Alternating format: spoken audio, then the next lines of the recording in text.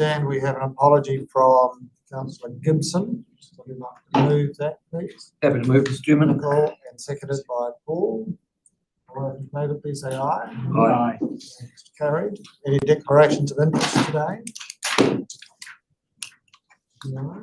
No public forum petitions or deputations I'm aware of. Confirmation of minutes. Minutes of the meeting held on the 26th of February. I had a question in there on page, talked to Patrick about this, not sure whether he's been able to find out. I think Patrick and Jeremy, you may already know the answer to. On the second page, under questions, you had a question about the cost of road transport to the council. And I think I might have asked you that before, but no answer in here. So, okay. Sorry. So, attention, please. Yes. You want me to answer? Yeah. Do you know, Patrick? The To get the exact figures. Jody or Tracy, have you had the opportunity to respond on that query about our year-to-date road transport spend?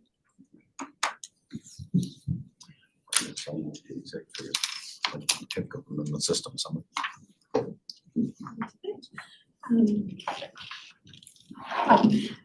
Yes, so we did actually look into that. We'd circulated it around yesterday. I believe it had gone to Rachel, actually.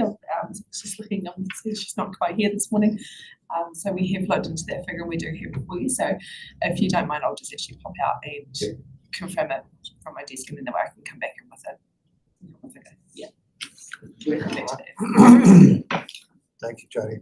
Any other points or questions on the minutes? Somebody like to move our true and correct record? I can move. Paul, thank you. Second, Lyndall. All those in favour, please say aye. Aye. That's carried. Any extraordinary items or urgent business? I'm not aware of any of those, or any questions. Are there any councillors' reports? I don't have one for this meeting. Okay, we'll go on to item 9, the finance report.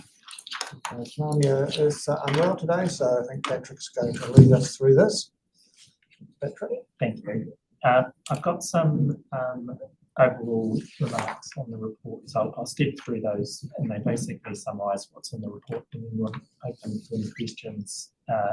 Jody or Tracy will assist for any detailed questions on the report. So if I just step through at a summary level, so for revenue and expenditure, there are several areas where our year-to-date expenditure is either higher or lower than what was in the plan. And there's a bridge on page 16 which explains that. So there are several areas where our year-to-date expenditure is either higher or lower than what was in the plan. And there's a bridge on page 16 which explains this. Two key areas that were not planned for were government grant revenue from MB, flood resilience work, which was higher than what we had in the plan, and employee expenditure was significantly below plan due to vacancies being held due to restructure. Those two key areas contributed a favourable variance of about $2.6 million, and our overall performance year to date is a surplus of $6.7 million, which compares to a planned year to date surplus of $2 million. So that at a high level, that's the revenue and expenditure performance year to date. The statement of financial position, a comparison of our March year to date statement of financial position this year compared to last year is on page 19. Our net equity has increased by $3.8 million from $103.6 million to $107.4 million. There are some key movements that drive that increase. Revenue, we've got timing of funding for projects this year compared to last year, with an increase in the value of our managed funds driven by unrealised capital gains. And we've got an increase in the property, plant and equipment we own due to completed projects from last year. These impacts total a $2.4 million favourable movement for the revenue. The liabilities impact, we've got key movements, and the key movement is a reduction in our trade and other payables. That's associated with reduced construction activity this year compared to last year. The overall impact from liabilities is a favourable impact of 1.4 million. If you take these two favourable impacts together, it's a favourable impact of $3.8 million in our statement of financial position, March this year compared to March of last year. So those are the key drivers there. Capital expenditure. Our capital expenditure for this year includes less capital work being delivered than we had planned to do, together with some unplanned capital work that's occurred. Overall, these move our full year forecast to 4.95 million compared to a budget for the full year of 4.2 million. The budgeted capital work for this year is forecast to be $2.2 million, and that compares to an original budget of $4.2 million. Some of the key areas of underspend include writing back the IRIS Next Gen costs to operating expense that was per auditor guidance. Property costs for roofing have occurred more slowly than anticipated. Those are the two key drivers there. The unbudgeted capital work for the year is $2.8 million, and that includes several Kanoa co-funded projects and some climate resilience work that's carried forward from the previous year. So if you take our forecasted budgeted capital work being $2.2 million and our forecast for the unbudgeted capital work being $2.8 million, then you get our full year forecast, which is $4.95 million. And then the last item to comment on cash flows. So we had approximately $2 million more cash in March 23-24 than we did in March 24-25. We had about $1 million of Kanoa funding, or more, $1 million more Kanoa funding last year than we did this year. So that's one of the key drivers for that. We incurred higher cash costs for the Steed Street pump station last year than we did this year, $7.7 million. And our opening balance for cash last year was a deficit of 3.1 million. It's now a surplus of plus 4.7 million. So if you take all of these movements together, they move our cash position down by $2 million compared to this time last year. And then the only other comment for me to make at this stage is that our cash flow forecast includes $13.2 million of debt funding in June. And if we stick to that, we're going to end up with a relatively large positive cash balance by July 2026. So we will be bringing a paper to you in due course recommending a lower level of initially. Thank you. Right, thank you, Patrick. Any questions on any of that? I'm sure there will be. Nicole? Yes, just reading the paper, at the moment we are carrying no debt from the Steed Street pump station. Is that going to pan out to the end of the year, or we likely to have some debt, or is that actually the favourable finance revenue means that we'll post the year without debt or not? So we will be proposing incurring some debt, but at a lower level than we had previously. No, thanks for that. Anything else? It was quite a fast trip through all of those numbers. Jeremy? There's a lot in there, so it'd be good to sit down at some stages. I was sort of talking with you, go through some of the capital projects. So our overall finance, we're looking better. Is that what you would say by the end of the financial year? Yes, the forecast has us several $7 million favourable compared to the original budget by the end of the financial year. And are a lot of if there's savings in there, are they savings, or are they more timing? And is there a lot of it as timing, or I'm just trying to get my head around, is this they're locked and loaded, or are they actually, oh look, we're just going to be using that money into the future?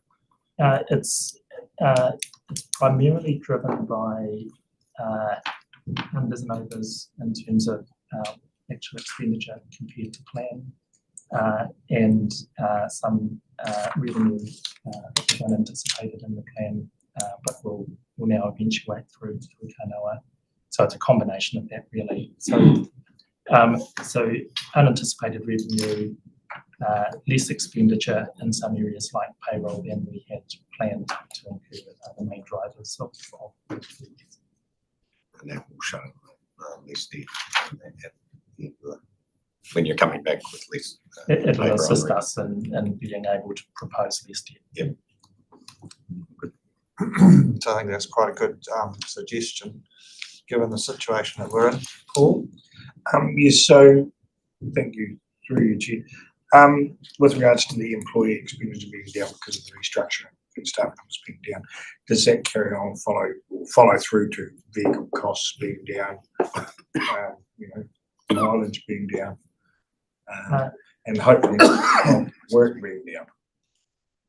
Yes, so I guess logic suggests that if we've spent less on employee costs because we've had vacancies, and we've had vacancies, then the activity that drives vehicle costs and other staff associated costs will have been lower as a consequence of less staff.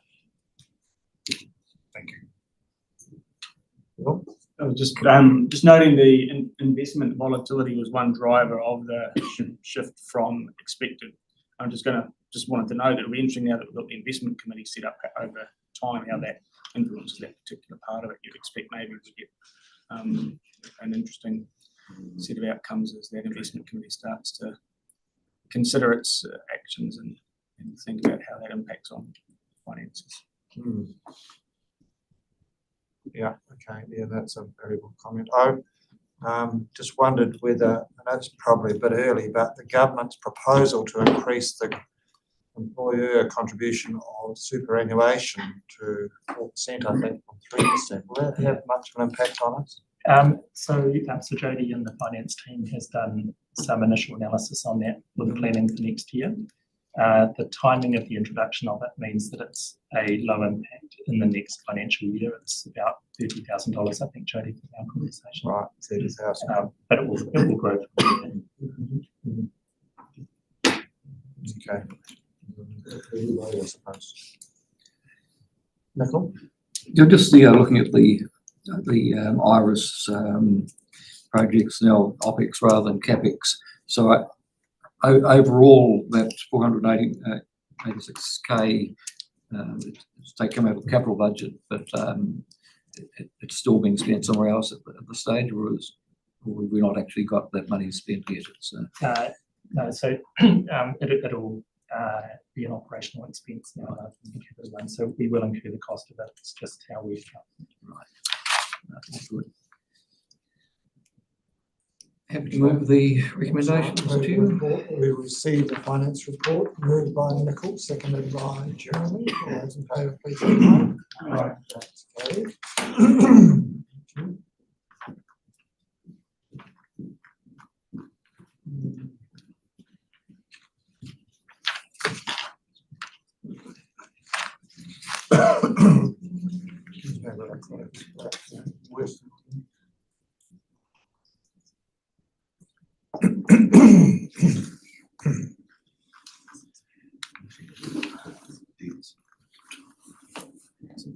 We have an answer on that. Okay, yeah, if you'd like to say that. So in answer to the land transport planning expenditure, our May year-to-date costs are in the order of $239,000. We will be applying an overhead to those costs as well of another $96,000. So May year-to-date, $336,000 spent. Okay, Can that be, Jeremy? just a clarification. That's our cost. Do we get part of the government funding for that? Or is that our specific cost? Jody, are you able to? Is it part of the road? Clarification. Because they could pay half of it. Sorry. That's right. Sorry. So far that is a cost incurred against that, but we do get some of the NZTA funding that we apply for. So that's only the cost side of it. Can we have that incorporated into the minutes too? So we've got an answer to that question that was in the minutes of the last meeting. Right, 9.2, Dominic, business plan update. Welcome.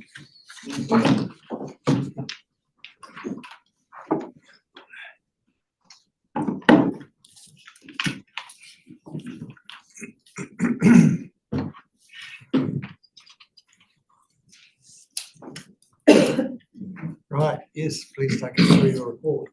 Thank you, Chair. So I've got some questions that come from the Chair that I'll try and weave into my update as I work through. So the business plan report is a culmination of all the activities of Council over the last quarter.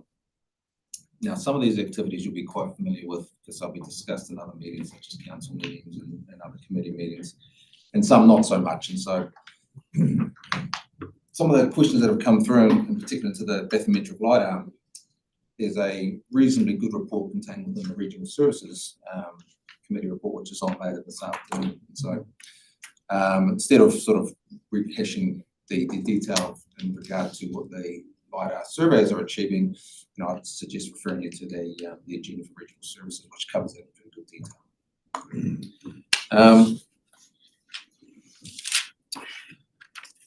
Now that we're 9 months through the year, we're getting a pretty good insight into where our efforts going in terms of the work programs that we've identified since the start of the year.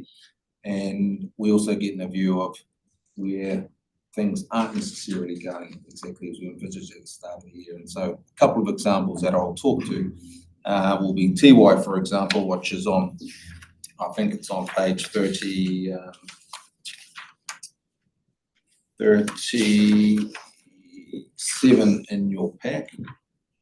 So TY, which has shown quite a significant underspend, and on the face of it may reflect actually there's not so much work going on in that space.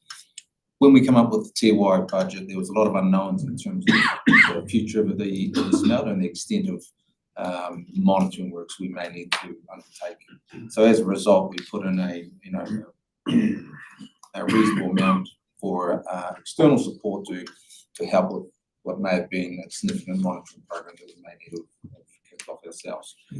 Since then, there's been significant engagement with TY, and there have been some major programs put in place to address some of the legacy issues, and the cost for those are being borne by TY.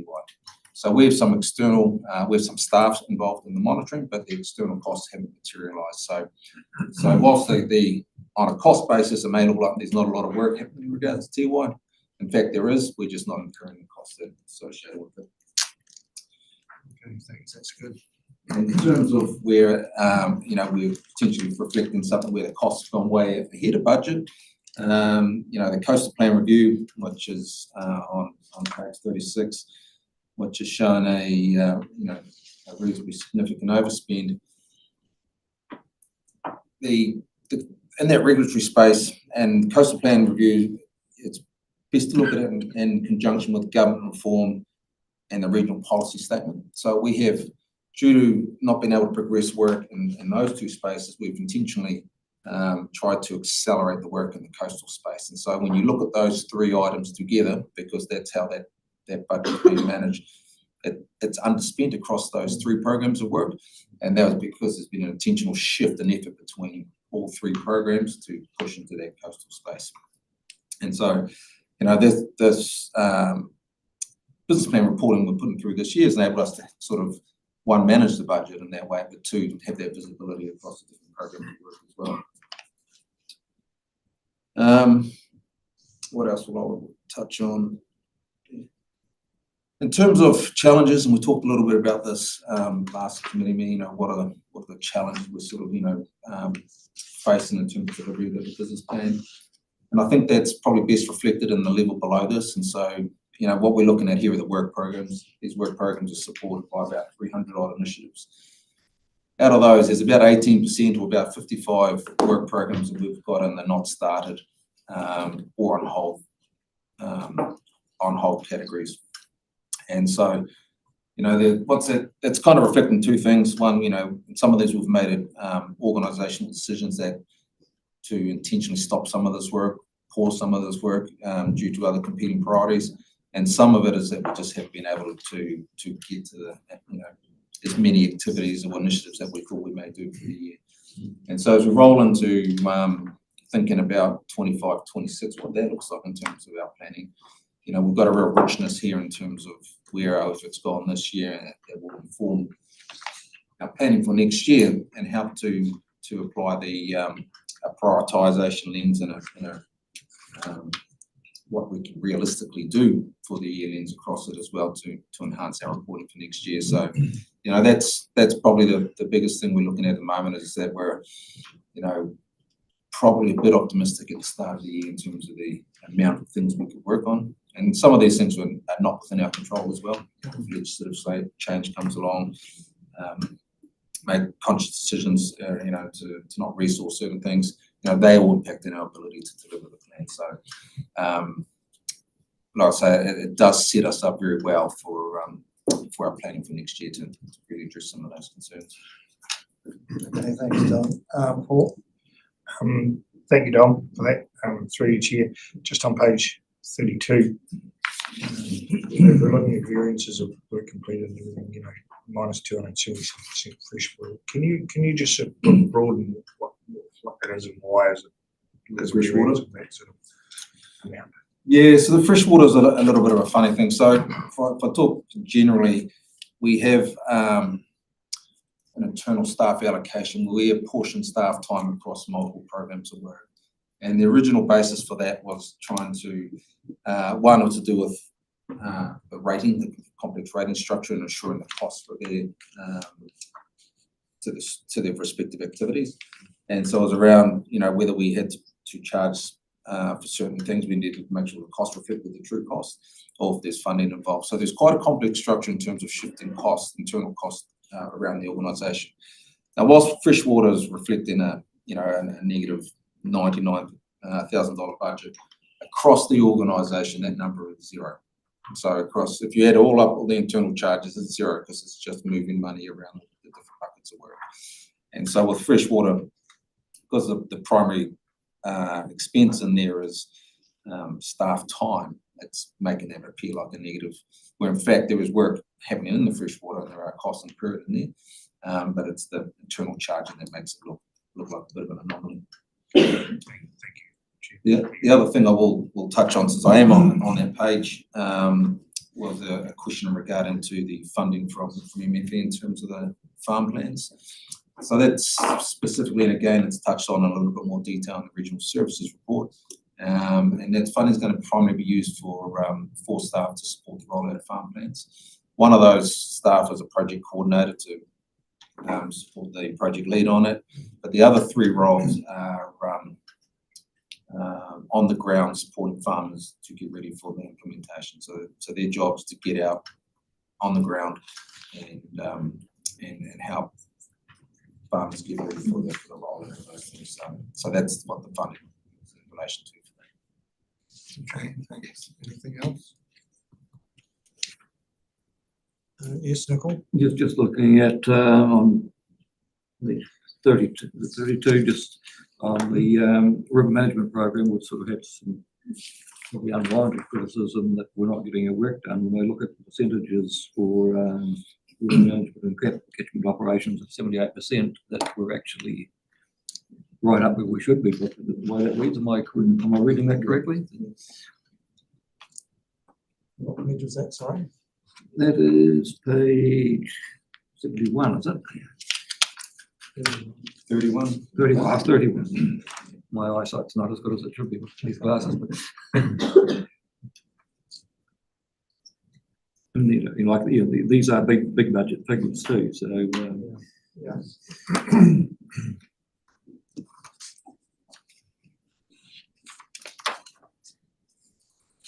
Yes, that's right.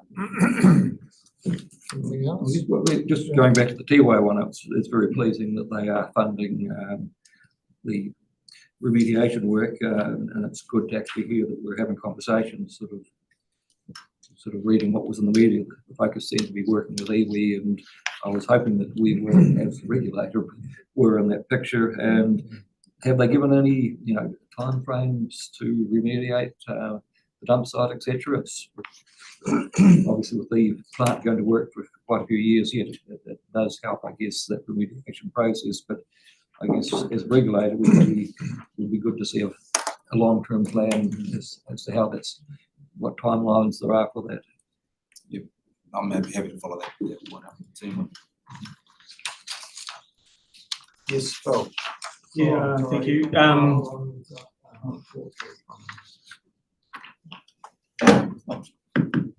Through you, Chair. As you can imagine, it's a ongoing conversation with NZAS, and we're meeting with them regularly about that. There are various interrelated and interconnected elements to remediation, but we just had a exec meeting just last week in order to plan out a long-term strategy and approach with respect to both their consenting and with respect to remediation accompanying that. So thanks for that. And just once again, I'd like to compliment staff on the layout. We can see quarterly exactly where money's been spent, where we are with the budget. It's really good, great transparency and really good for governance to see where we are. So, Yes, well done. it's a very good report. Thank you. And thank you, Harley, for that. And it is, I agree with the chairman. It's very good to see that work progressing, because that was a bit of a worry for a while.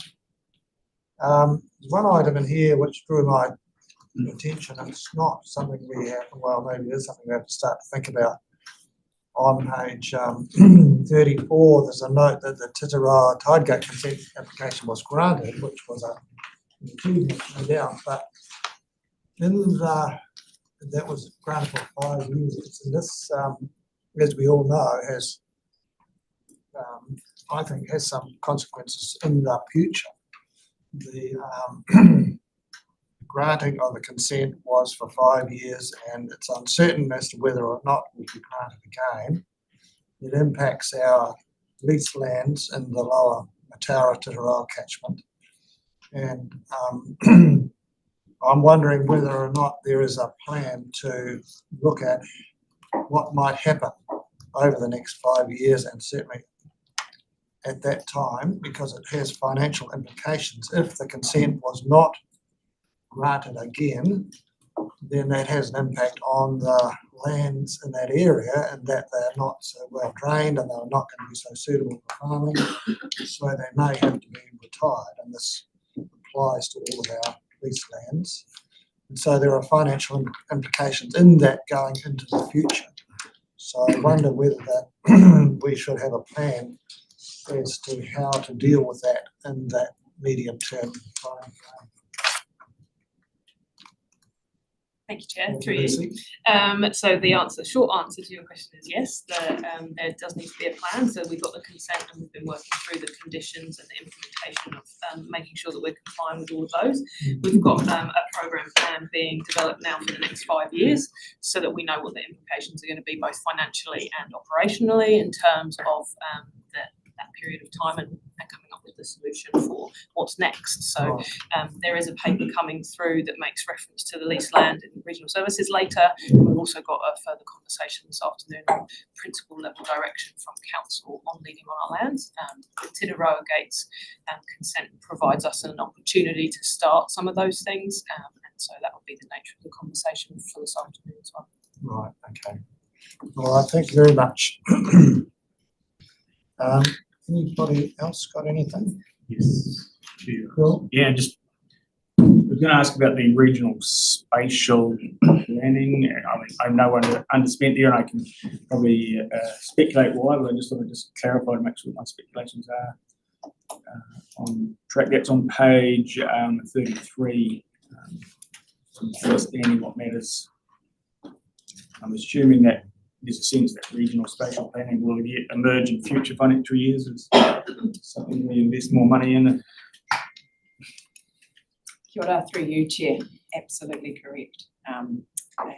We now have, the shape of the direction of the new legislation that will replace the Resource Management Act, and the activity of regional spatial planning is a core component of that, and so you're absolutely right, you will see an uptick with respect to our activity in that area across Murihiku Southland, and executive are in the process of scoping that up based on the conversations that we've been having with Ministry for the Environment and with government ministers.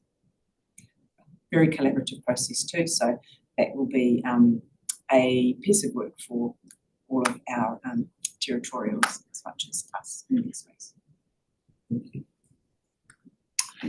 Right, thank you again, Hayley. And any other questions? Councillor Ludlow? No, because it's a statement and I'm not going to break my own rules by making a statement rather than asking a question. Oh, I'm flying now. That's quite all right. That's right. I'll talk to John later. Right, somebody like to move that way. Right, Chair, Jeremy? I'm sorry. Thanks. Just a quick question, actually. I was just finishing off, going through, and I just noticed the land transport planning figures in here. You've got a budget, year-to-date budget of 474,000. And the numbers you've given me just before, is that of a year-to-date that you've just given me, or is that on your budget? And just want to confirm we've got a difference in numbers, or is that the total, at least the government? I don't understand the numbers. It's on page, it's on the last page, 106. You've got regional land transport planning there. You've got a budget of 384. Sorry, what page were you looking at? 6. Just to confirm the figures I've got in the, because I'll, What page was it, Jeremy? what page was it? 36. 36, yes, 36. So one is that the numbers in front of you here is for the figures to the year to date at the end of March. So the numbers that I gave you before were up to date partway through May.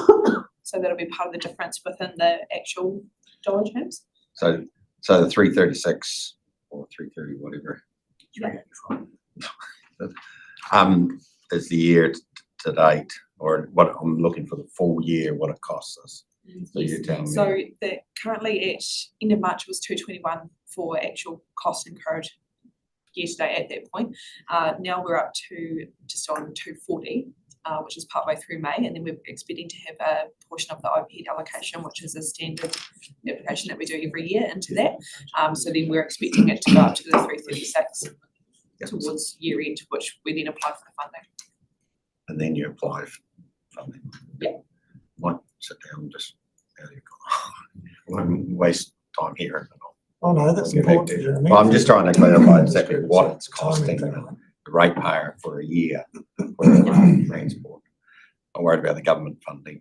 Because in context, we're around amalgamation, there's a number being put out there, $1 million being saved, which I know is not quite right, and from a certain mayor, so that's what I'm just going to be clarified. Sorry, Wilma's. I just wanted to clarify your question, is that all right? So the full year budget of 474, is that what you're saying doesn't look like a full year budget? Well, no, I'm just looking at the 474 and I've got the 330, the numbers I've given there before. But I know there's government funding. So are you expecting to see a larger full year figure? No, all I just want to be really clear is what's it costing the ratepayer for our regional transport planning per year. Government money. Because there's a figure of $1 million they're going to save out there in the amalgamation. Yes, so you want to know how much that's government funding? And just so we know, that's government funding, that's what they're actually costing the ratepayer for our. Okay. All good. I would reinforce that question. Yes. So if I could just clarify on that as well, the 474 that's listed there is Yeah. only expenditure, that's not including any corresponding offset income that we receive, it is Yeah. a full expenditure. No, all good. That's the right page.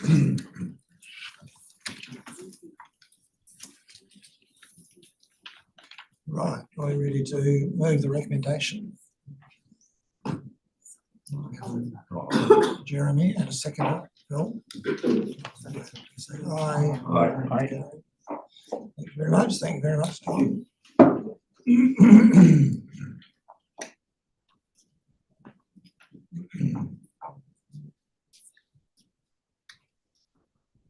Right, 9.3 Information Systems Technology Update, Jane.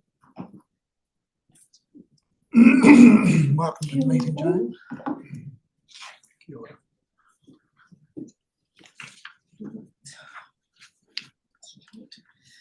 Good morning. I'll start with the information systems update. The update your report is, you're very familiar with that now. We're in year 2 of delivering the strategy, and we are making really good progress across all three focus areas. And we are, some of the key milestones have been around obviously getting rid of our legacy servers. Just on that, you'll notice that it is on amber. There are some legacy servers being systems that we won't be able to turn off, that we wanted to be able to turn off by the 30th of June. So they're going to be still in production. What we've done with those is that we've segregated them out of the network, and they aren't a risk from a cybersecurity point of view. So we're protecting them and ourselves. But I am highlighting that as amber because we won't get that achieved. The other one that I'm highlighting as amber is the digital workplace. Heads up for councillors is that you're about to get some new devices. Most of you are still on Windows 10. They're going to move to Windows 11 with OneDrive, etc. So some more tools in your toolbox. That is a temporary measure until the new incoming council comes in. Then you'll get brand new devices. Those returning will get brand new devices, and they will be yours for the next 3 years. So you'll have that to look forward to. In the cybersecurity space and business continuity is that there has been a full report done to ARC for risk and assurance that's going up next month. Most of that is in public excluded, so probably can't talk too much about the details in this format, but we've had PwC in doing a cyber security audit, and we've done a penetration test, so we're addressing anything that needs to be addressed through that. And the cybersecurity audit was focused on the human factor. So that we've had a draft report of that. So in the workshop tomorrow to discuss the findings of that. We're working with Amy and Patrick on that. That was the areas that I wish to highlight. Morris, you had a question around Spam. why our increase of spam. So I've done some significant research to it, so I have got the answers for that. There has been a global trend again of, and we saw this last year probably, and I didn't go back to looking at the timing of it, but there seemed to be a 3-month period where there was a significant global increase of spammers out there. Our tools block all of that, so anything, and it's called real-time blacklisting of, if an email has got an IP address in it, so it's certain roles that the software actually stops at the gateway, so it's just not getting through. So, but it certainly was a significant increase, and I've looked at the figures, and I have a nice graph that we could potentially include. Next time is that the amount of spam has dropped back to where it was. So the tools are doing their job is the good news.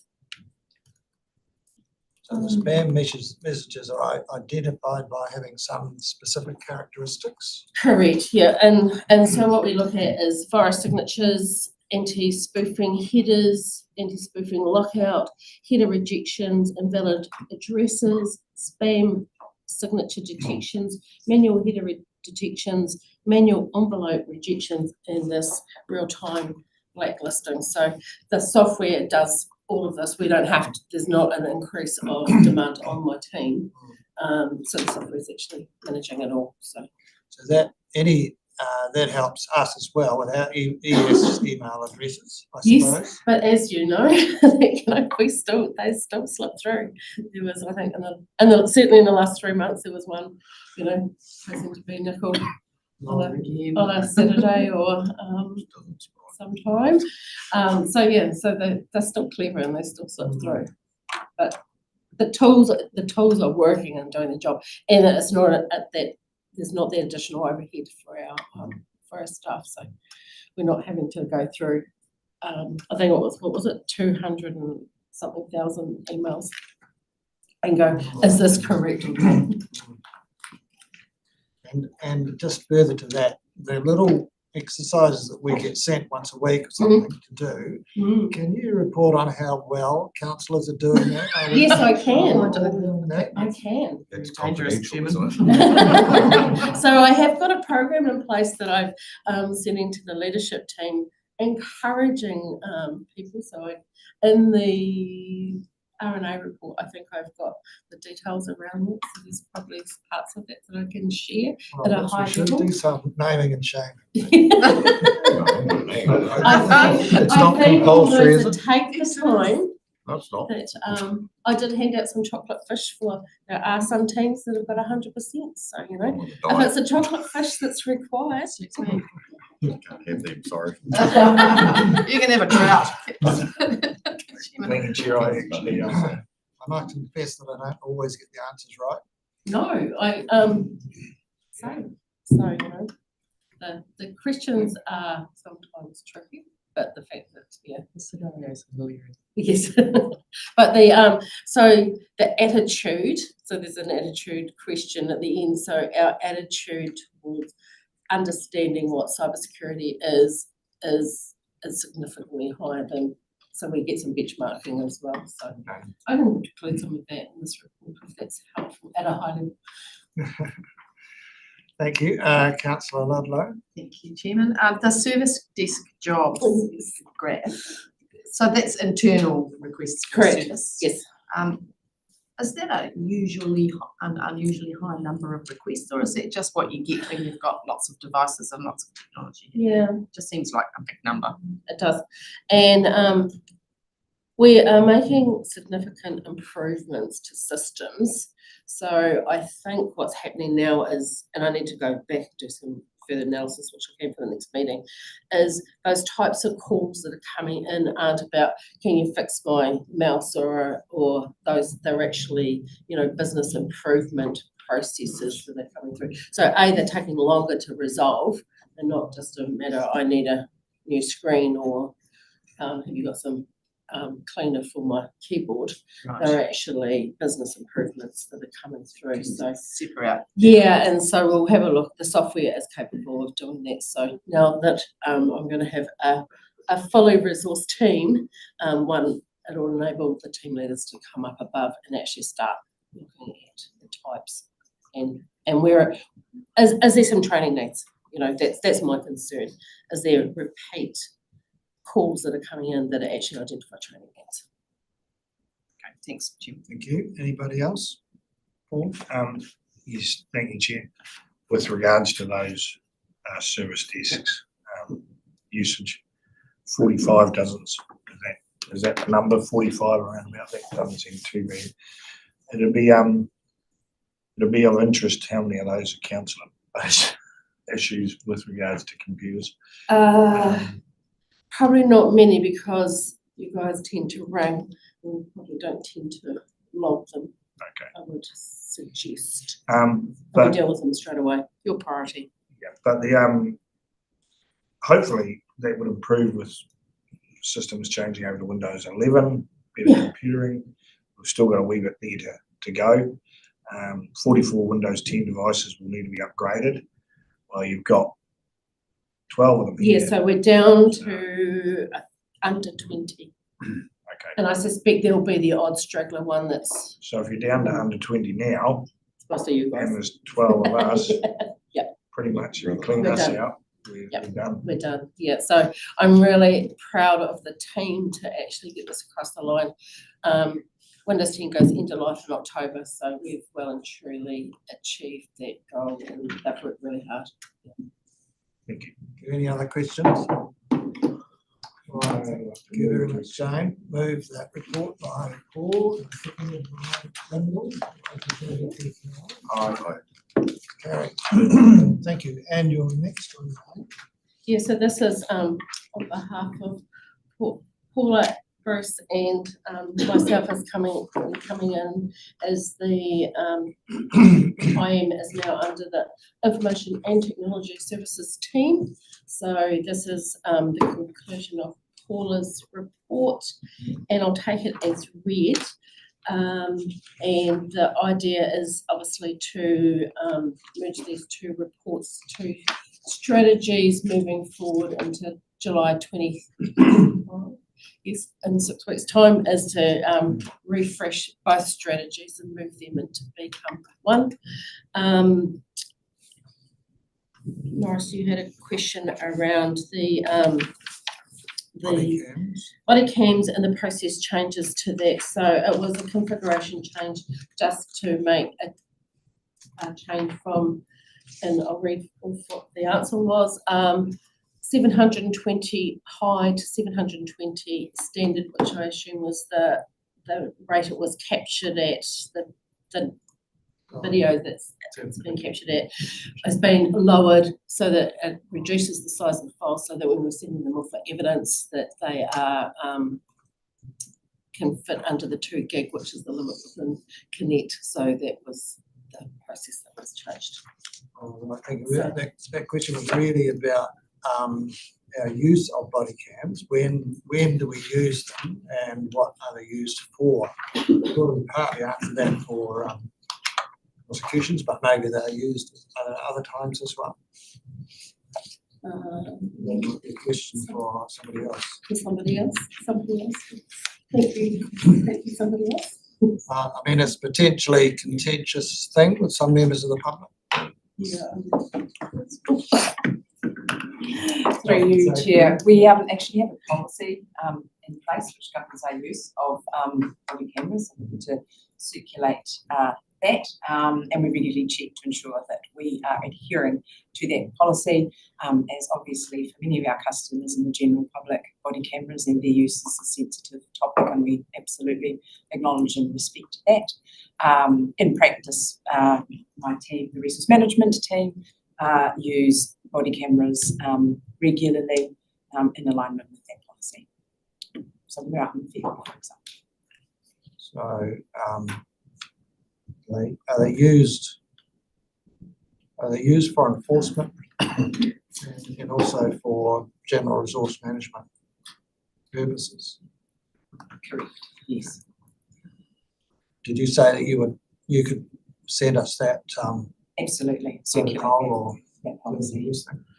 Okay, thank you. Any other questions on that report? No. All right. Thank you very much, Jane. Somebody like to move that report? I can move that. Seconded by Dawn. All those in favour, please say aye. Aye. No, thank you very much, Jane. Thank you. Right. Now we move on to 9.5, the Regional Software Holdings Report. Welcome, Tracy.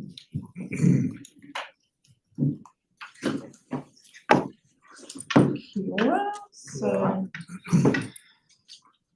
Regional Software Holdings Limited, I'll just take the report as read, but just bring some of the points that I think are important.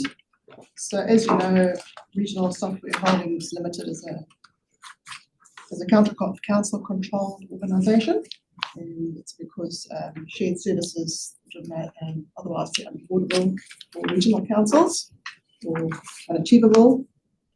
So in this item, we're bringing the interim report, which is 6 months up to the end of December 2024, and also the draft statement of intent.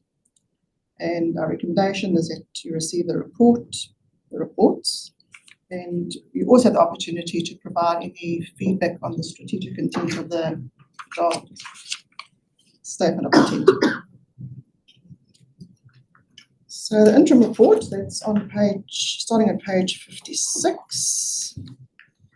We have there the director's report, the activity performance, and perhaps just on some of the financial highlights. So the total revenue for the half year is almost 800,000 ahead of budget. And RSHL expects us to continue. This is due to additional unbudgeted funding for the public transport ticketing program. And total expenses are 1.4 million more than budget. This was a one-off payment that was to help the recovery on the East Coast following the cyclone, and it was funded by the Ministry of the Environment. So that's the interim report. Moving on to the draft statement of intent.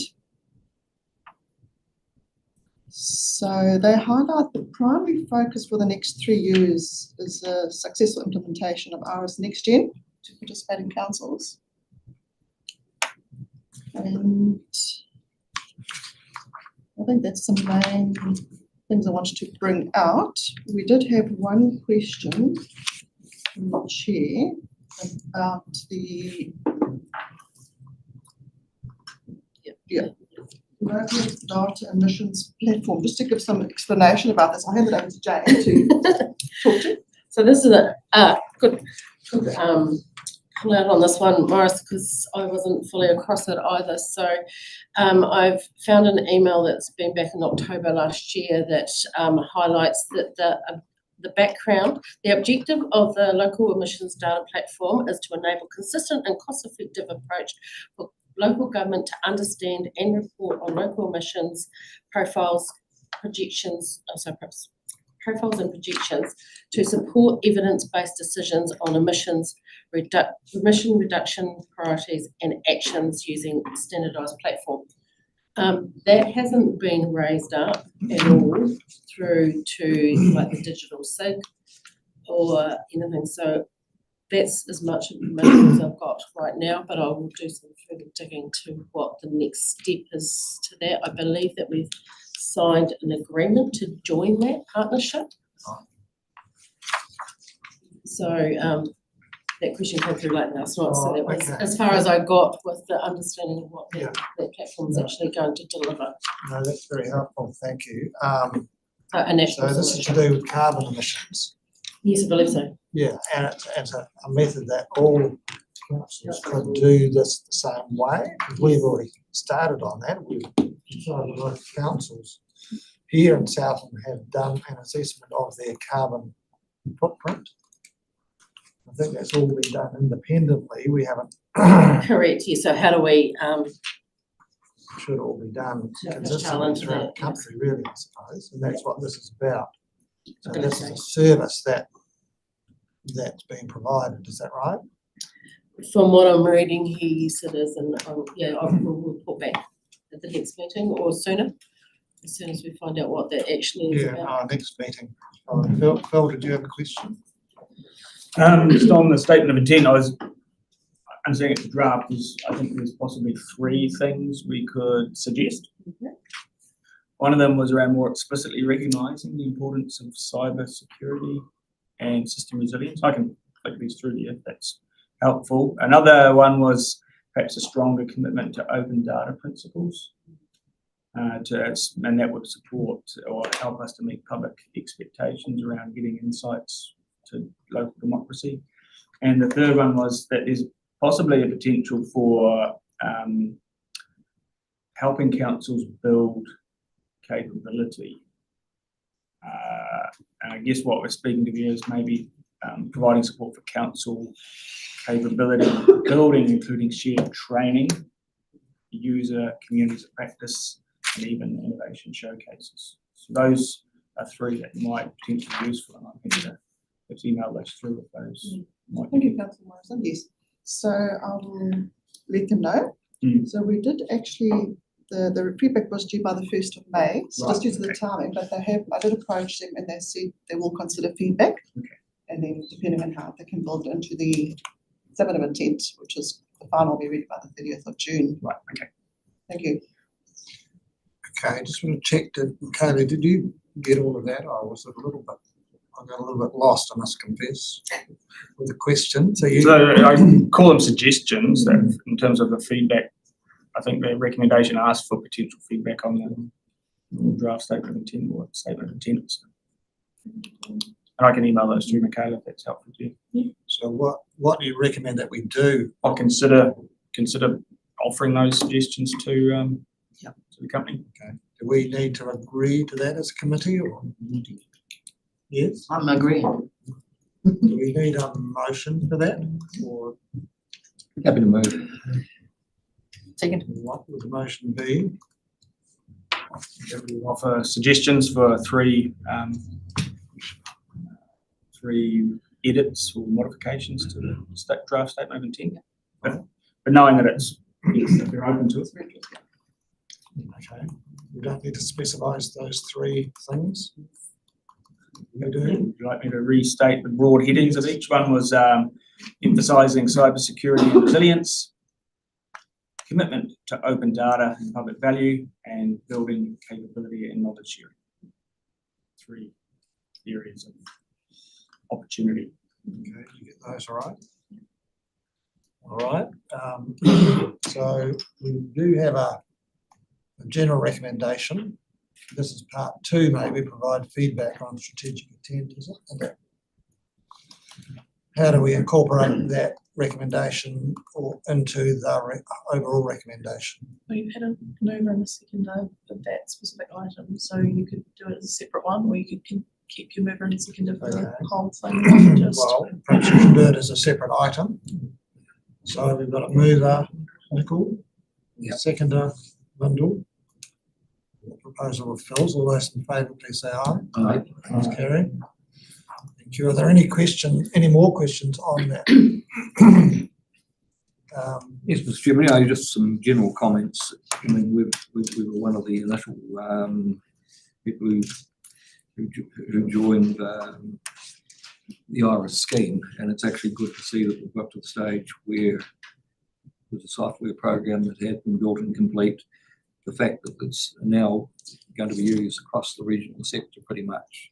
It's going to give consistency across the sectors, but it's also, some of this new stuff is also going to, we just talked about, is going to be very good. It's been a long time coming, and I still think some of the others should be paying some of the initial thing that the 6 of us put money into originally, but we might have to get over that.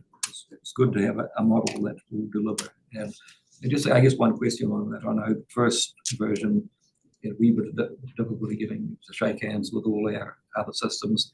Is this one going to be a bit more seamless? I see Targo's sort of first cab off the rank.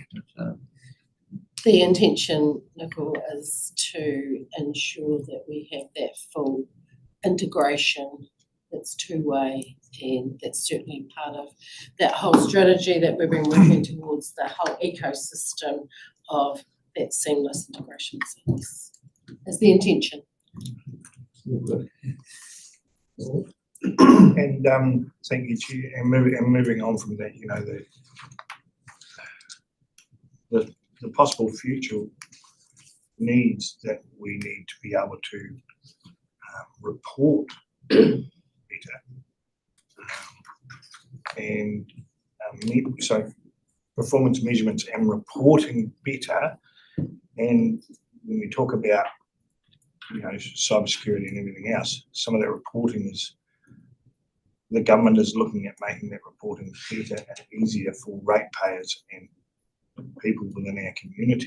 We need to make sure that whatever we're putting in place, not only it gels, but also you can get the information out easily enough and share. It's certainly the intention, and like all good reporting systems, it's only as good as the data that goes in it. Yeah. So it does require us to put a whole lot more data in it than what we ever have put into it, so that we can get those good outputs. So, but there will be dashboard reporting. There will be lots of enhancements in that reporting space. Thank you, Paul. Anything else? I have one about it's on page 53, about environmental monitoring and reporting, where it says there's been limited progress on longer term strategies, etc.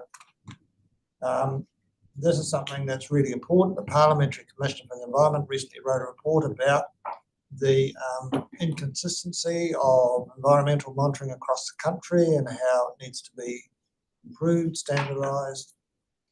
Do you or does anybody know who's driving this? And it says there's been limited progress. Why has there been limited progress? Will there be better progress in the future? What else can we find out from them about this? So answer to at the top level of that is that there was a request for proposal that went out for a replacement system that was paused, stopped, and there is steps in place to review the lessons learnt from that process and then what those next steps are. I think Iris Next Gen is taking a lot of the resource away that from even looking at that. So I will get, because this was written in December, so I'll find out if there's been progress made since. I haven't heard any progress that has been made, but Right, I'll so, report back in the next meeting what that plan is. all right, thank you, Jane. The LAWA project is actually, it's quite useful. Yes. It tells you about broad things in the environment, which is good. So, but, given the Parliamentary Commission for the Environment's concern about how all this stuff is done, it would be good to get a bit more info on that. Thank you. Anybody else got any questions, Nicola? Well, just on LAWA, that it hasn't always been comparing apples with apples, and I think that hopefully that there will be standardised information coming through from each region, so that actually gives us a much better picture of benchmarking where we are. And while everybody reports it hasn't been standard in the past, and that will be good to see actually, because it is good. That's LAWA basically is taking each regional council's information and collating it. So it should be the same. Otherwise, it's not that helpful. Okay, thank you for that. Right. So we've got the main recommendation then with two points. I think we've done that. Somebody like to move that recommendation? Bill? Yeah, second one. They're both of them together. Yeah, happy to do so. Yeah. Second, Nicole? Yep. All those in favour, please say aye. Aye. That's carried.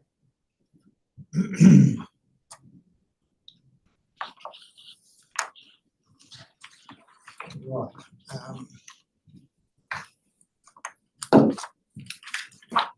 Thank you very much, Jane and Tracy. What's next? 9 point. Catching up on all those.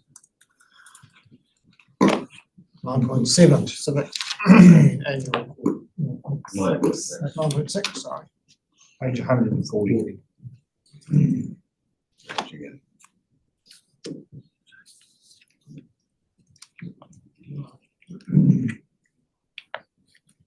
I have all these bookmarks. I'm a bit lost, that's right. I'm right now. That's why I've got. That's why a bit of paper is better. Right, Tracy, can you take us through this one? Yes, thank you. So local government funding agency. So as you know, we are a guaranteeing borrower. We signed up to the local government funding agency November 2022 because we knew we would have some capital projects happening and we're going to be drawn down on long-term debt. That hasn't happened yet. We haven't drawn down anything from LGFA to date. So the recommendation is to receive the half-year report, which is to December 2024, and also a draft statement of intent. And same situation, you can provide feedback, which was due on the 1st of May. They will consider it and incorporate it if they can. So the half-year report, we have a message there from the chair and the chief executive, and perhaps I can just bring out some of the performance targets. So on page 141, LGFA, they set 21 performance targets for the 2025 financial year, and by December they had already met 14 of these, and the remaining 6 were on track and 1 will not be met. I just brought out some there and then looked at some financial highlights, nothing of concern. So onto the draft statement of intent. So we have the cover letter from the board, from the chief executive, and I've just really noted the summary from them on page 142. perhaps just note, halfway down the page, it says the following points regarding the draft statement of intent 2025-2028 are worth noting. The second bullet point, the statement of intent forecasts assume in the outer 2 years, that's 2027 and 2028 financial years, that they will commence lending to the water CCOs as the local water done well program is implemented. There's a high level of uncertainty regarding this because the water CCOs have not been established. And the fourth bullet point, our forecasts for the council loans, short and long-term outstanding, are lower compared to last year's statement of intent. Figures noted there. So just that from me, and then any questions. Jeremy? Just to clarify, I think I'll be mistaken that report, but just on the targets, I think you're missing a few zeros on the total lending in that table there. Okay, which, It says 24 million, I think it might be 24 billion. thank you. That's all. Anything else? What page is that, Jeremy? Oh, page 141, the top table, just says the total. Yes, you'll be right. Yeah, I think it's, well, that sounds a bit low. It'd be nice to be that low, but. I'm just making sure you're reading the documents you see. Thank you, Jeremy. Well spotted. I know you're proud of your. I thought it'd be Morris to it. I guess, one of their targets is to maintain the credit rating of people within the New Zealand government. It'll be interesting to watch if there's significant uptake for CCOs who basically the funding is more than they can actually do themselves, and there's the ability for this group to actually extend their borrowing quite considerably. So we'll watch that with interest to see whether they can maintain that credit rating. Yes, that's right. Lyndall, sorry, I missed you. That's right, it's not measured. Notwithstanding that they've allowed us to submit some feedback late, my question is, though, why are we late? Oh, well, we're late. So it's just with the timing of the committee meeting. So we have discussed this, and I think Amy will, that we could bring them to the meeting, because we received the letters dated February, but it was after the last meeting, which is the 26th of February, so the agenda was really out, and so we can move that meeting into March maybe, but that's not really now. Or would, excuse me, Chairman, would the R&A committee be at different timing in a place? Yeah.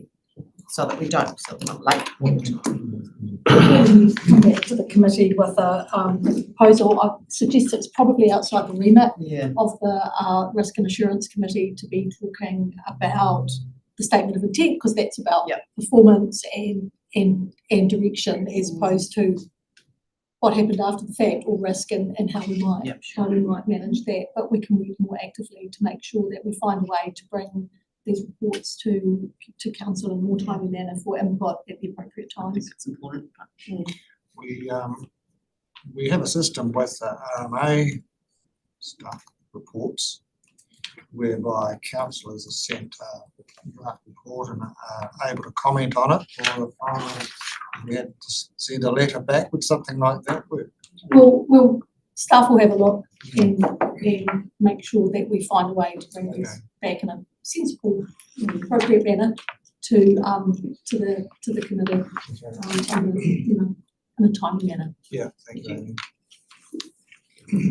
Anything else?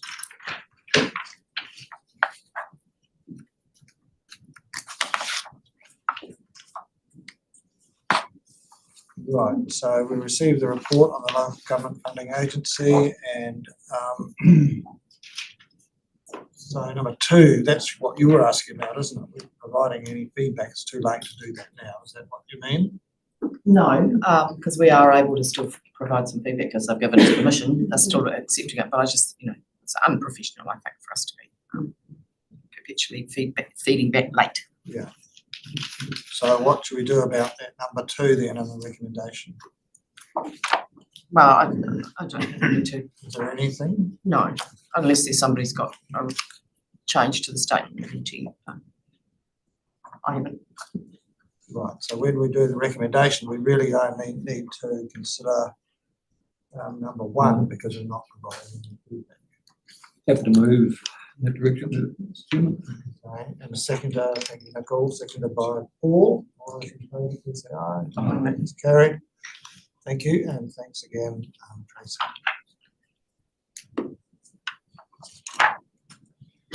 Right, this time on to 7. The Civic Annual Report and notice of the AGM.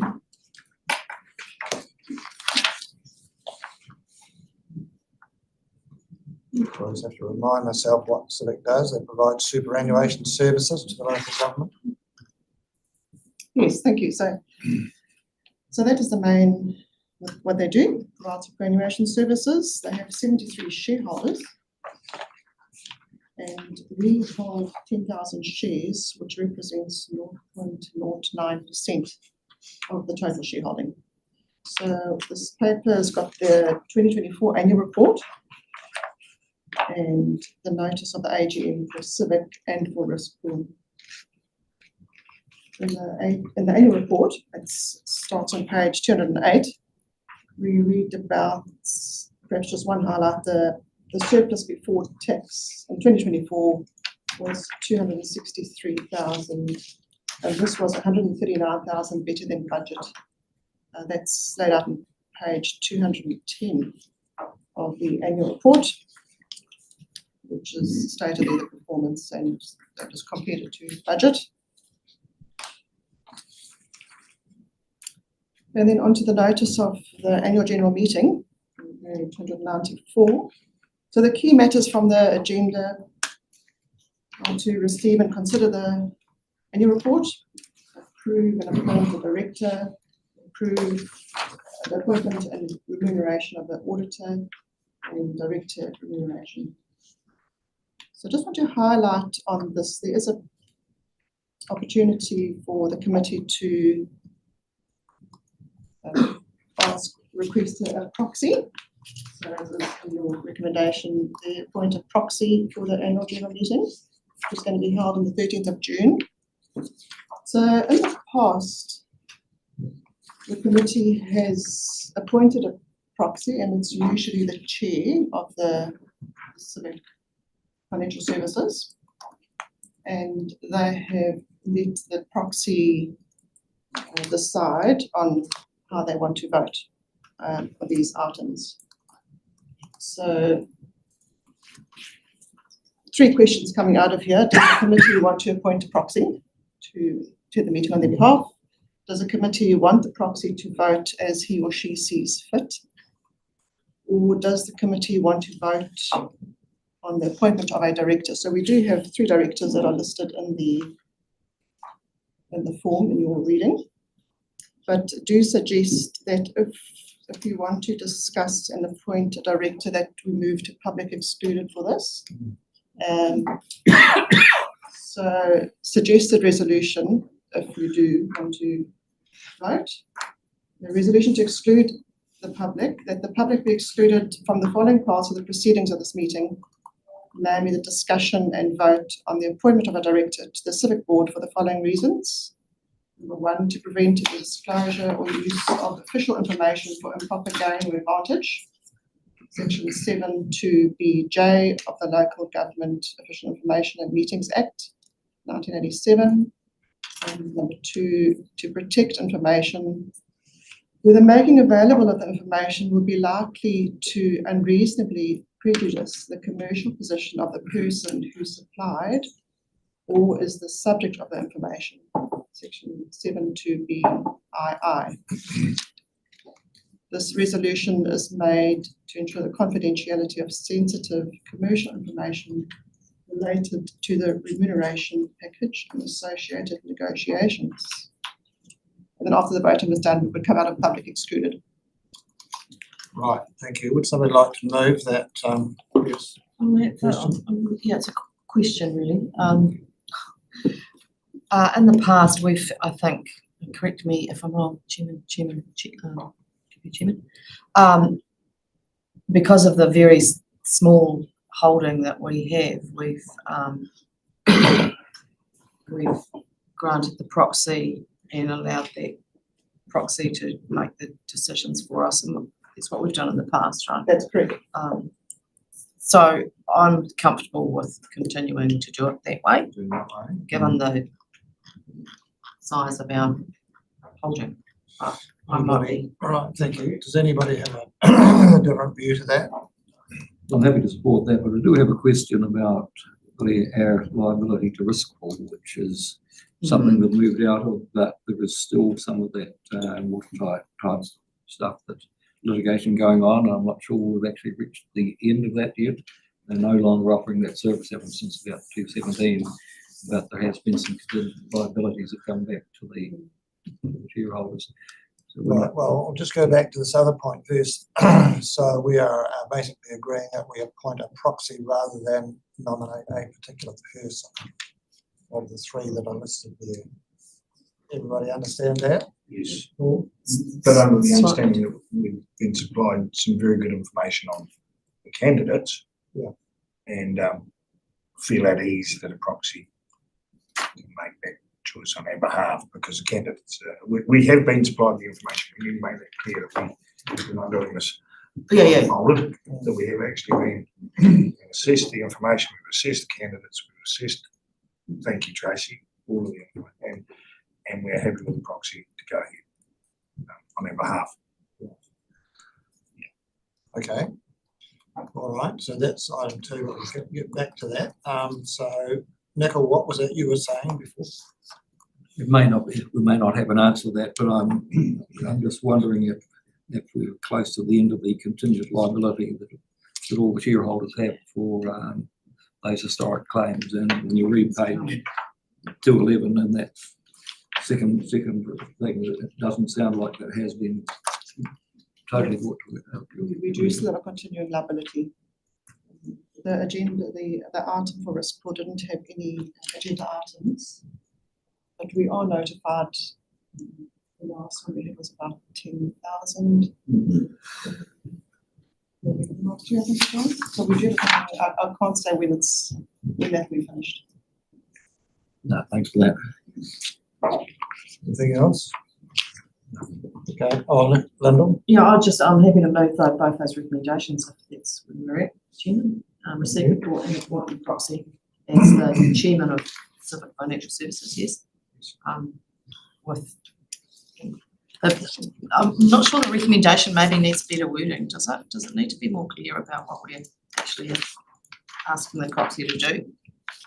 So just to add on there and to vote as he or she sees fit, as he sees fit? Yes.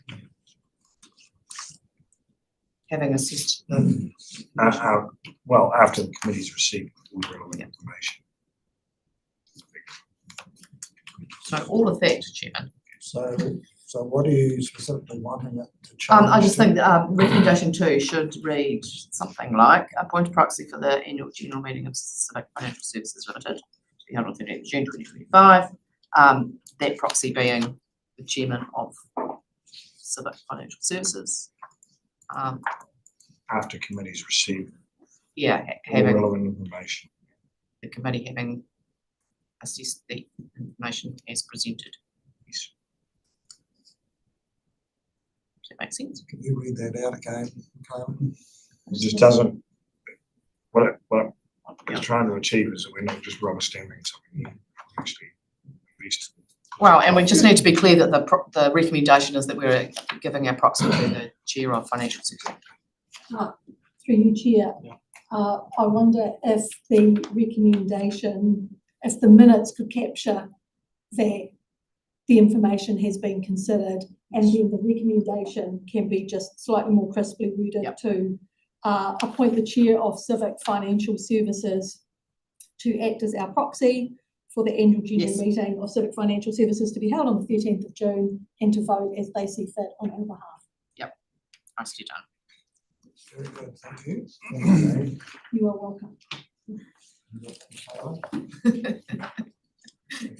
so we have those two recommendations. The second one has been modified as recommended by Amy. We have a mover and a seconder. I'll second. Mover and seconder already.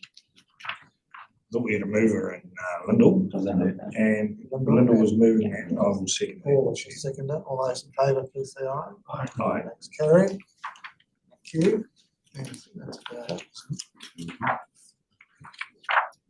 some depreciation policy. Anyway, No, 9.8. Morris.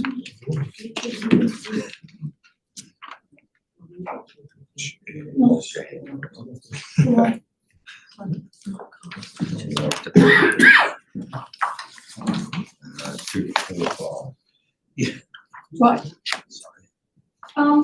So this is an administrative matter for this council. We've just itemised here proposed work programme for the committee for the coming year.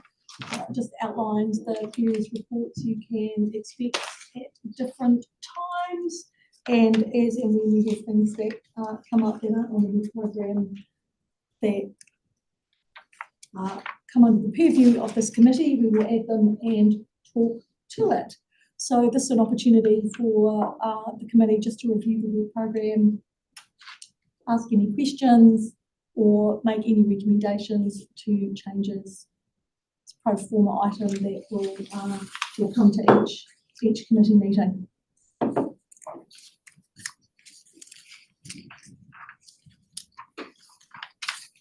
Thank you, Amy. Is there any questions about that at all? Happy to move we received the report, Mr. Chairman. Thank you, Nicole. A seconder for that. I'll second that. Jeremy. Just, I can just add, sorry. We have talked about lease land and things, and I just wonder at some stage go through the financials on lease land, just understand. I mean, fit it into somewhere. Just when you're looking at all these reporting and everything and meetings, just to, because there's a lot going on there from a point of what are we doing with it. It's also good, the numbers and understanding, I'm just throwing it out there, see, putting up agenda items and that around the finances, just to get a briefing on it. And property. Would you like a one-off financial report on this? Or a regular report?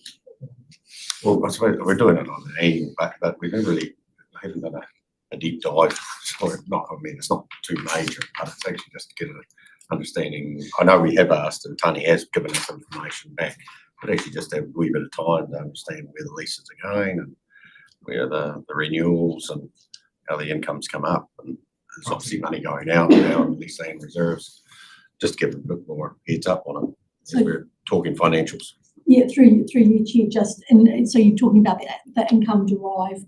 Yeah, income and expenses, just to get yeah. a feeling for how it's all been tracked along. Because if it was always something, lease reserves are always going to be a major point. Yeah. Talking about budgets every year on the annual plans and things. So it's just if we have a bit of a session, at least we've had a few questions asked and answered, so to speak, and then just a bit more knowledge on it. Yeah, just trying to be Something. clear about what comes under Yeah, the purview of the yeah. different committees, that's all, so Yeah, just. yeah, I know, like we talk about lease land reporting and regional services, Mm. but it's not the money side. Yeah. I'm talking about the financials of it. Yep, okay. That's what I'm saying, and this is the committee to be talking about that. So that's what I just suggestion. I've got a bit of interest in this, Lyndall, Paul, and then Phil. Thank you. Just, I guess circles back to the conversation about the CCO reports and the timing of those. So, expect that that'll show itself in this Yes, timetable yes. Next time, hopefully, maybe. So just to go back to Jeremy's question, is that a yes to have that information provided?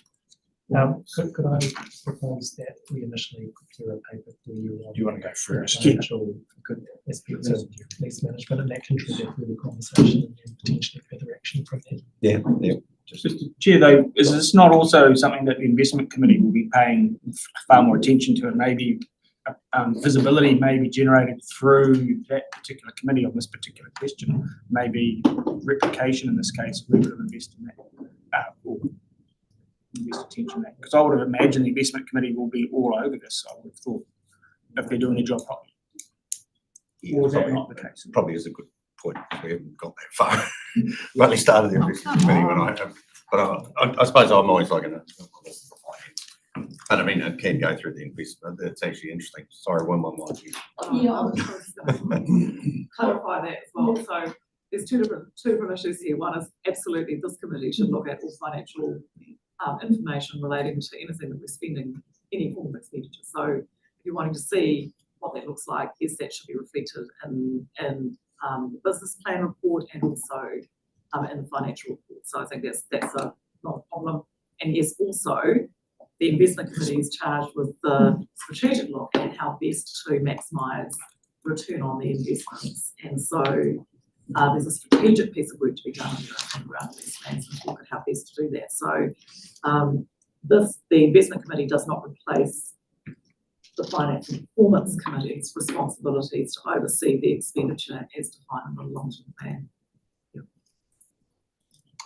Right, so Paul? Yes, so exactly what Jeremy's saying, not just lease land, but also property. You know, I think it was raised, the return on our property in, say, in Te Anau was costing us exactly the same as what it was costing us. So the income was exactly the same as what it was costing us. And the validity of, you know, a recommendation from, say, the finance and towards the investment committee on what needs to happen with that, or what should happen with that, or maybe the investment committee look into that. So yeah, it's whether it's valuable. The value is there, and whether we're utilising it well enough at the moment. Because I don't know if we are. It's not just lease land; it's also property owned. So Patrick, can I propose that we produce an initial paper that tells you the return on both our property and our leased land? So that we then can make recommendations towards the investment committee, financial wise. Is that okay, Amy? Yeah, I think Patrick's, Patrick will prepare a paper in the first instance. B, will work out how we hold it into the annual activity plan to get some regular TBD. Because we only see it reporting to once. this committee on financial matters. Right, because Thank you, Jeremy. yeah, sorry, Phil makes a good point. Sort of forgot about the investment committee. But the reality is that the investment committee sort out the investment. What do we want from this? Understand, and they'll be looking at all the budgets and all, you know, really teasing it out. But does that feed through to us as a finance committee? And then it'll go through to the council. You know, I'm just trying, you know, through budgets. So I'm sort of, yeah, Phil was right in regards to bringing the investment side of things. But then the finance need to know how it plays out in the budgets. So just maybe it is the investment committee we start at. I think Wilma clarified that it should definitely come to this committee. Well, it will come through, but whether it's going to be teased out, maybe that's a better place to tease it out to really. The investment committee is providing advice to council on what you could do with your assets. This committee needs to have the oversight around the decisions that council's made about expenditure on an annual basis and how it's performing. And so everything in the end, for any changes, for example, that might go through the LTP as to what you decide to do with your assets is entirely a whole council decision then. Yeah, this is the money shop, and the investment committee is the advice on how best to maximise it. Thank you. Paul, did you have something? Yes, thank you. Just the extra part, which I was picking up from Jeremy, was that this is not we're only getting it annually, and we want it a wee bit better, a wee bit more, you know, quarterly maybe, so that we can then look at the figures and inform the investment committee. Is that right, Jeremy? No, it's something that, I don't want to dwell on this too much. The reality is we haven't actually sat down for a number of years, you know, as in, I just, that we change the leases, understand where they've come from, where they're going, and what direction where they're heading. And so we've been adjusting the leases all along. Good stewardship's been dropping away and things like that. So sort of that, I'm sort of wanting to see where we're being, where we're going, where this direction. Now, whether that's the investment committee to say, okay, they'll be looking at the property and going, is this best return? Let's look at that and see where we're heading. Have we done good stuff? Then it feeds back in here. So it's not something probably every quarterly we want to know, oh, how's the leases going, you know, financially, because they'll be set. They'll be fixed, so annual leases, so that it doesn't alter too much. We've got budgets we set annually, and then generally it should tick away pretty good. So it might be 6 months, but not quarterly or anything like that. I won't, well, it's something we can tease out. Try to work something system out. Bring that back as part of the paper and the conversation that we had at the time about the paper. I think Lucy, you had something to add. Okay, so just very quickly, the Regional Services Committee is going to talk about the paper. So we need to be really clear about what's going to go there. We've got a workshop later where we'll be talking about some of this. So I think this is a really useful conversation so that Patrick and I can make sure that we're getting the report and the various places that you need, and we're not double dipping. So Yeah, right. Sorry, just quickly, obviously there's two discuss. Regional service about on the ground. It's on the practical, what's happening on the land. This is higher above, saying, where's the money? How do we do what we're doing? So, but you're correct. So I don't think the regional want to be involved in the financials. So just so that we've got a clear action, my recommendation is we produce a paper that tells you in terms of the leasehold and the property, how we treat it financially, what the current return is, and it doesn't go beyond that. And that paper comes here. That can then have some conversation, and any next steps can be determined from there. That would be how I recommend we tackle that. Is that what you had in I'll mind? leave it in your hands. Nicole? Yes, well, I was just going to support Patrick's suggestion. I think it's a strategic review. What we're getting this afternoon is the quarterly business as usual things, but what I hear around the table, it's actually to bring a high-level strategic review, because we know that long-term some of that land may have other uses, and it's just to give us a wee bit of direction going forward. So happy to support that. So do we need to add something then into this list, or is that in the recommendation? We just received the report. But we can take it as an action, I think. Yeah, just an action. From you receiving the report, then we will update the annual activity plan, we will bring back the report, and we'll make sure that we've got really clear reporting to each of the different committees based on the terms of references surrounding this land. Right, thank you. Somebody like to move that I think report? there is already mover and seconder. You already have that? Yep. So you all those in favour, please say aye. Aye. Thank you. Patrick, and Amy, and Wilma, and Lucy. Right. Appreciation. I just in terms of this next item, if I could make some preface remarks on the depreciation policy paper. So this paper is a procedural item. We're proposing to have a specific depreciation rate for pump stations as a separate asset and classify it separately in our policies. But this paper isn't seeking to discuss whether we fund the depreciation and how we treat the funding element of depreciation. We just want to make that very clear at the outset, and Jodie's here to talk about the paper. So as Patrick said, with the completion of the pump station, it's best into our policy to see it as a separate class of asset. Reason being is that going forward, if we ever choose to revalue the asset, we have to revalue the entire class, and we don't want to revalue all of our infrastructure assets at any point in time. So this way we're clearly identifying it as a single pump station, which then classifies it into its own category. Our previous infrastructure asset policy had the depreciation rate around 1 to 2%, whereas again with the pump station being a new class of asset, the range of depreciation within the different components of that was outside that 1 to 2%. So we just wanted to make sure that our policy is up to date with the standard depreciation and valuation guidelines. So that's what we're aiming to do here, is just to increase that into our policy. Right, thank you, Jodie. That seems fairly straightforward. Any questions? No? No? Right, somebody would I'm like happy to to move that. move the recommendation. Jeremy, and a seconder by Lyndall. Those in favour, please say aye. Aye. Carried. Thank you very much.